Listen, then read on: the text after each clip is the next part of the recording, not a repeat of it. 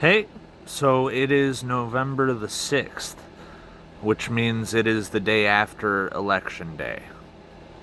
And Donald Trump has won by quite a margin, actually. He has not only won the electoral vote, he has also won the popular vote. Which, if you recall, in 2020, he would have won the popular vote if it weren't for all the massive widespread fraud that took place at 3 a.m. the next day. This is the best possible timeline. Trump is the best option for the United States right now. However, we aren't out of the woods yet. There are some problems, and he's got to fix them.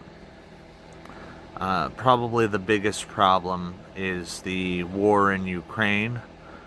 How is he going to deal with that? I remember he had threatened to bomb Moscow if Putin invaded Ukraine while he was in office. That was his first term. So what will he do now that Putin has invaded Ukraine in his second term? What will he do? And that's something we need to be a little concerned about. Now, probably he will do a better job at handling it than the unipartyists will. So we can expect to see some results there. However, I have no idea how he is going to handle it. I have no idea what he is going to do to solve that problem. Maybe he'll just withdraw funds from Ukraine. That might work. You know, it's not our conflict.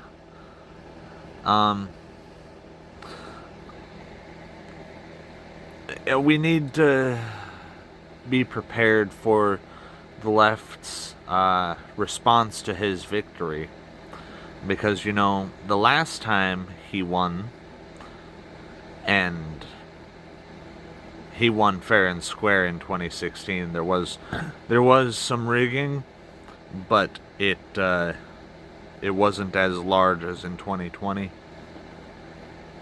And they actually did an investigation and overturned some of the votes that were fraudulent in the 2016 election.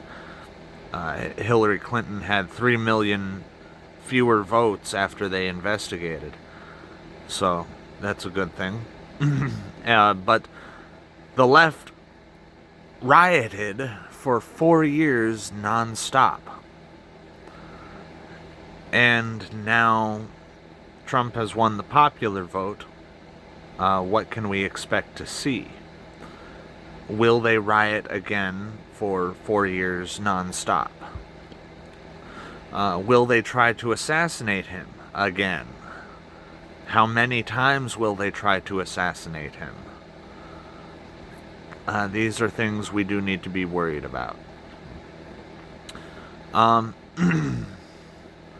just wanted to point out some of the discourse that people don't like. A while back, there were people wearing Harris merch that was obviously poking fun at her. Well, not obviously. You had to look closely to see it.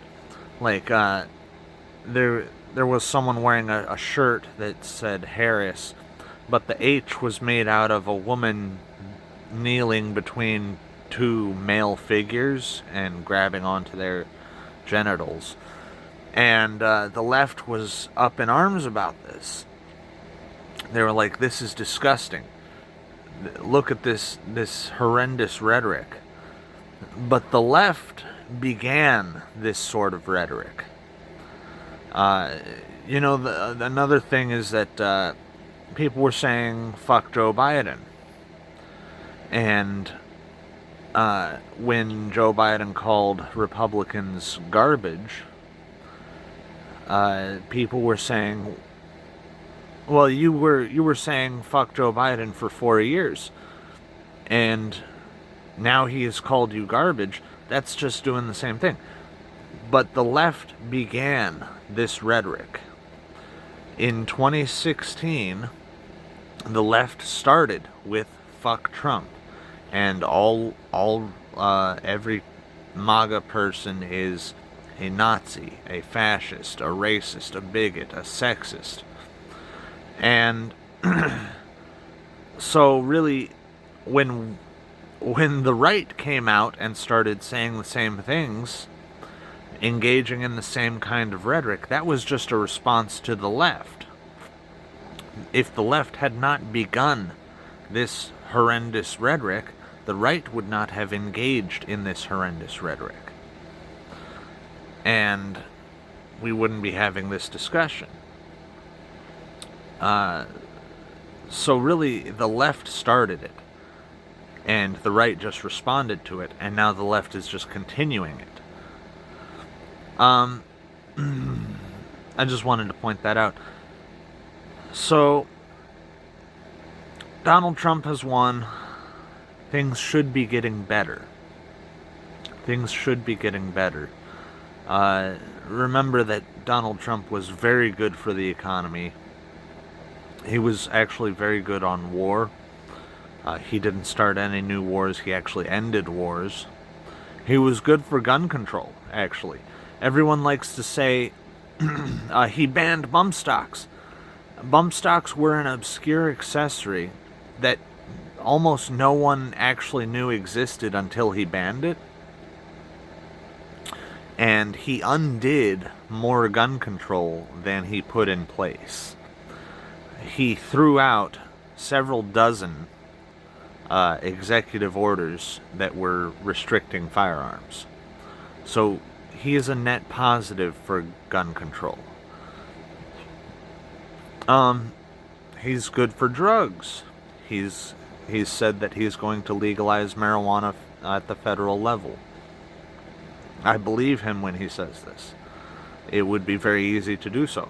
Now, what I would want him to do is to abolish the DEA entirely, get rid of all drug legislation at the federal level, and just leave it to the states.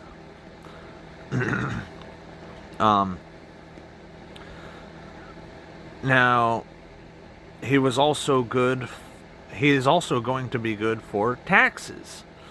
He says he's going to abolish the income tax, which, if you've done your research, the income tax was supposed to be a temporary thing when it was first instituted. And it turned out to last over 100 years. That's not very temporary, is it?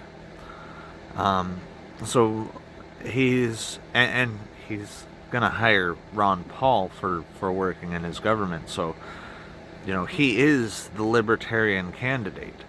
He was the libertarian candidate. Donald Trump is the most libertarian president I think we've ever had. He's actually more libertarian than Jill Stein. Jill Stein was actually the conservative candidate this election. That's about all I wanted to say. Best possible timeline. Thank you for watching. Peace.